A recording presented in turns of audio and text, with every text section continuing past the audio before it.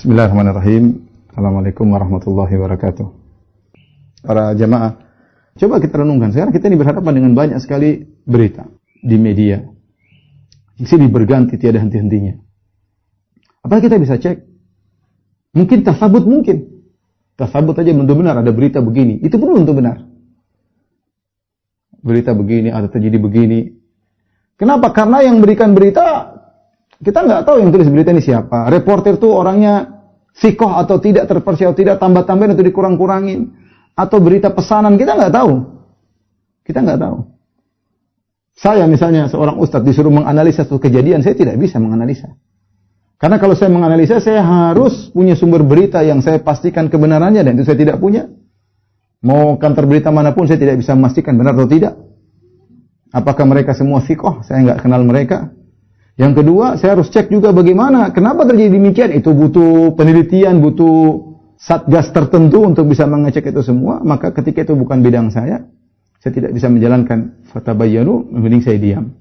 Mending saya diam. Daripada saya membela sesuatu, ikut berkomentar yang akhirnya menimbulkan suatu mudarat yang lebih besar. Yang kata Allah, antusibu qauman bijahalah fatusbihu ala ma fa'altum nadimin. Akhirnya menimpa kemudaratan kepada suatu kaum karena kebodohan kalian.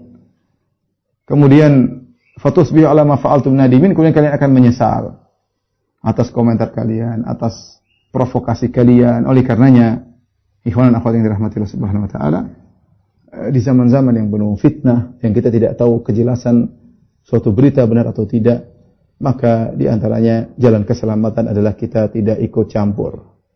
Ini saya bicara Islam. Kalau Anda punya bukti, Anda sudah cross check, silakan Anda ikut serta menurut Anda baik. Tapi kalau Anda tidak punya alat untuk mengetahui benar atau tidak, kemudian Anda tidak tahu bagaimana kejadian yang sungguhnya, kalaupun benar ya, tidak bisa tasabut, tidak bisa tabayun, maka apa kata Allah? Wala taqfu ma laisa laka bihi ilm.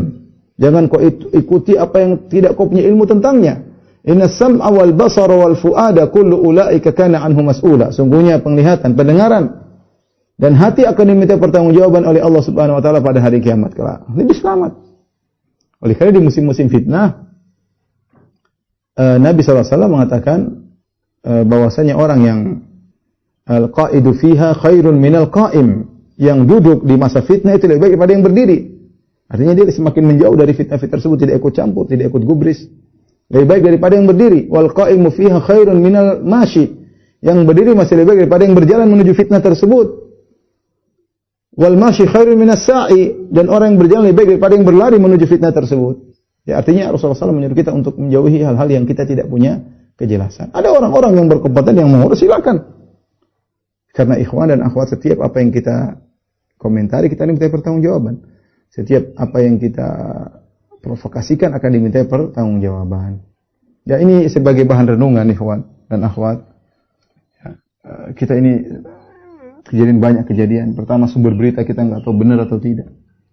Jelas, ini reporternya orang taat atau bukan, sikoh atau fasik, kita nggak tahu. Baik, kalau sudah benar kejadiannya begitu. Orang zaman seperti ini pandai bersilat lidah, pandai membalikan fakta, banyak hal ya, banyak hal.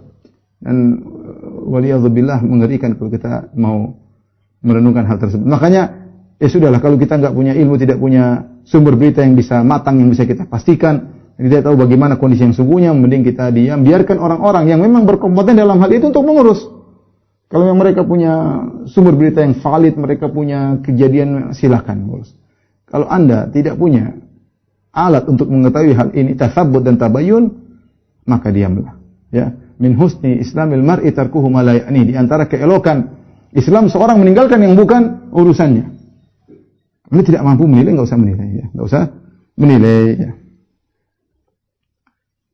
Ini ayat ini sangat dibutuhkan oleh kita dalam kehidupan kita sehari-hari, dalam hal men-share berita, menerima berita, membenarkan berita, apalagi untuk urusan seperti ini banyak sekali hoax ya.